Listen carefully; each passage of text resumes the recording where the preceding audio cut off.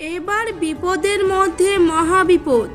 2021-এর পর 2022-এও যেন বিপদের ফারাক কিছুতেই কাটছে না। আমফানে থেকেও বিধ্বংসী ঘূর্ণিঝড় বাংলায় ধেয়ে আসছে অশনি সংকেত হাওয়া অফিসের।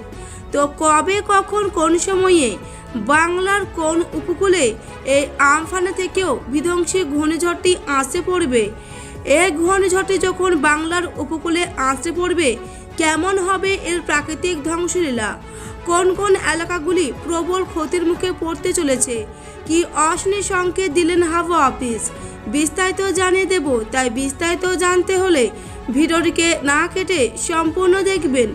ভিডিওটি ভালো লাগলে লাইক করবেন আর চ্যানেলটিকে সাবস্ক্রাইব করে পাশের বেল আইকনটিতে প্রেস করে আমাদের সাথে থাকবেন। তো চলুন এবার এক নজরে দেখে নেওয়া যাক। শক্তিশালী ঝড় আইলা, বুলবুল, আমফানিয়াস এসবের তাণ্ডব বাংলাকে সহ করতে হয়েছে। সেই ক্ষত এখনও পর্যন্ত সেরে ওঠেনি।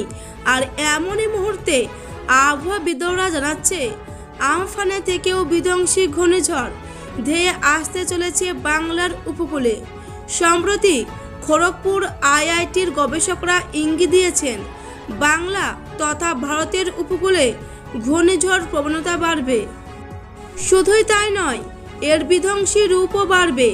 গবেষকরা বার্তা দেবেন যে জলবায়ু পরিবর্তনের ফলেই আবহাওয়ার এই পরিবর্তন আসতে চলেছে। ভূতত্ত্ববিদ এবং আবহাওয়াবিদরা সংকেত দিয়েছেন বাংলা ও ভারতের বিভিন্ন উপকূলে আমফানে থেকেও ভয়াবহ ঘূর্ণিঝড় ধেয়ে আসবে। ভূতত্ত্ববিদ সজীব কর বলেন, ভয়াবহ ঝড়ের মুখে পড়তে পারে বাংলা। বিশেষজ্ঞরা ধারণা করছেন আগামী মে, জুন, জুলাই এই 3 মাস একাধিক সাইক্লোন তৈরি হতে পারে বঙ্গোপসাগরের উপরে, ভয়াবহ রূপ নিয়ে ধেয়ে আসতে পারে। তাই উপকূলবর্তী জেলাগুলোতে তাপমাত্রা 45 ডিগ্রির উপরে উঠে যেতে পারে। আবহাওয়াবিদরা তাই সতর্ক করে জানান 3 মাস ভীষণ সতর্ক থাকতে হবে।